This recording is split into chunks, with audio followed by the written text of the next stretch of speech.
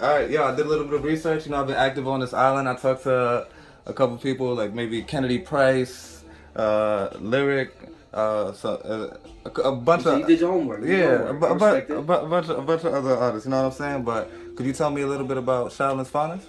Wow, the throwback.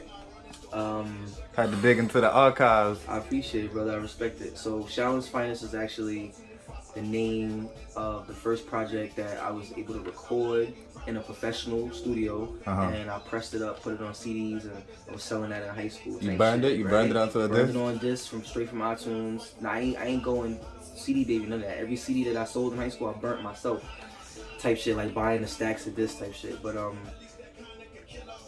from there, it grew into the first collective that I was a part of because I had, my mans that was rhyming next to me, you know what I'm saying? My best friend, Drew Guns, my best friend at the time, Chief, who was rhyming at Ill. Now he's grown into a CEO, label owner, so he's doing that. Shout out to him. Drew Guns is still rhyming, you know what I'm saying? One of the illest freestyle artists.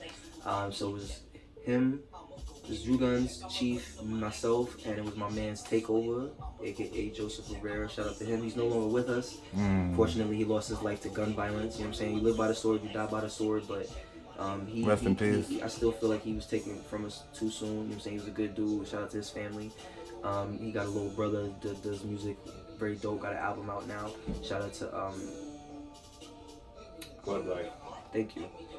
He got a little brother, you know what I'm saying, that does music. He got an album out right now. Shout out to Bud Life. Make sure y'all check out Bud Life. But yeah, Shaolins Finest was the crew, man. We was rocking. We recorded some music, recorded some songs. We never really got to get the cohesion that I wanted, but I made a good attempt. And what really helped me at that time was just the brotherhood, anyway, of having those dudes around me. They was good people, and yeah, long live Shaolins Finest. Thank you for asking that. Yeah, I got you. Yeah, rest in peace to the homie, man. For real. I got him on the album because I was going through the archives and I found a record that me and him did from the last session. I think Sif might have been there too.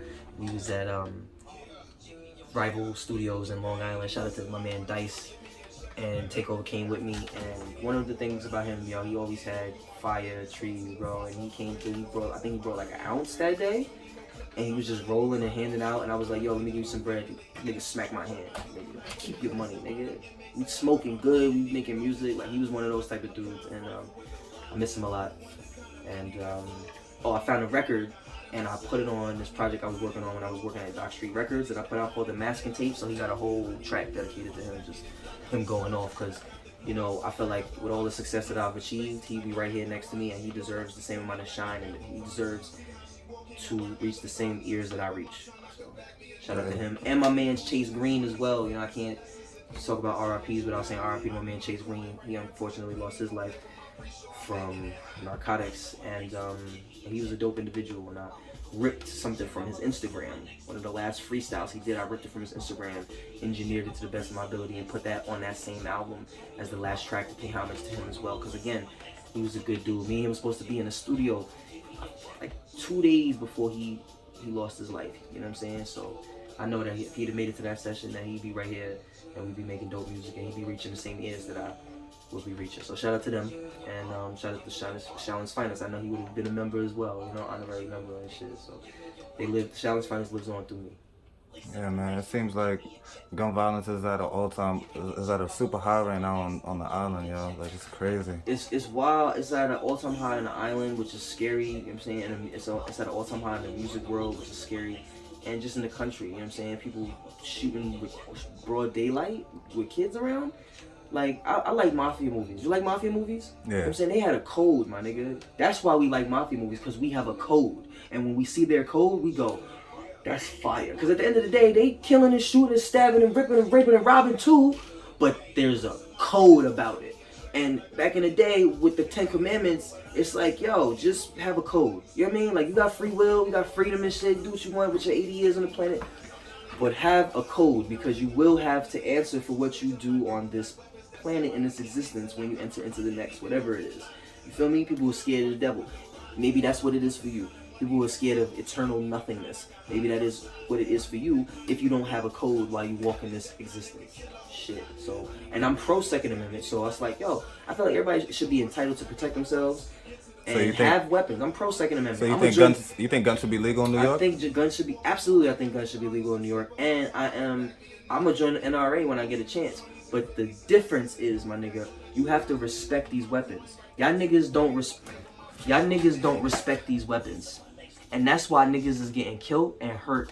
Okay, respect of a weapon is, if I asked you what your weapon is, you know exactly where it came from, what country, and you know you can name every piece of it. You know how to clean it. You could shoot it, unload it, clean it, take it apart with a blindfold. And I'm talking about non-military. That's respect for your weapon. And if you have that, you can have as many as you want. You can shoot as many as you want. Obviously not at people, but that's respect for the weapon. I'm saying training and respect, and yes, then I think guns should be legal and everybody should have a gun. But we don't have that in this country. We don't have respect for a lot of things, but weapons is definitely something that we need to have respect above all else. You feel me? In the South, I don't live there, but people tell me like, yo, people argue all the time. Why don't they have shootings all the time? Because it's like, if I got mine on me and you got yours on me, we gonna keep it real peaceful because I don't want to die. You don't want to die and I don't want to die. Because we have respect for these weapons. We carry around all day. We know what they are. We know the power that they have. So we know how, yo, I could end somebody's life, but just as quickly my life could be taken.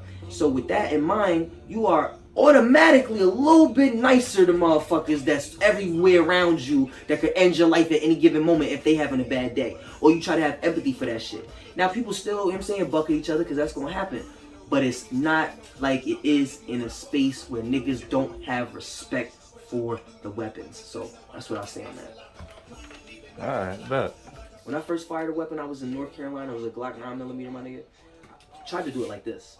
The recoil, nigga, taught me very early on, you need to hold, even a handgun, with two fucking hands, and you need to stand a certain type of way. One-handed shooting is a training. You have to train for that. You know what I'm saying? You gotta level. That's a level up. But niggas think, no, that's the easy one. You gotta level up. And then you see these niggas on Aim to the side. On the news. I'm pretty sure, or I would assume that the ricochet that hit me is probably because motherfucker didn't know how to shoot. Because if you know how to shoot, there is no ricochet. Your bullets hit their intended targets.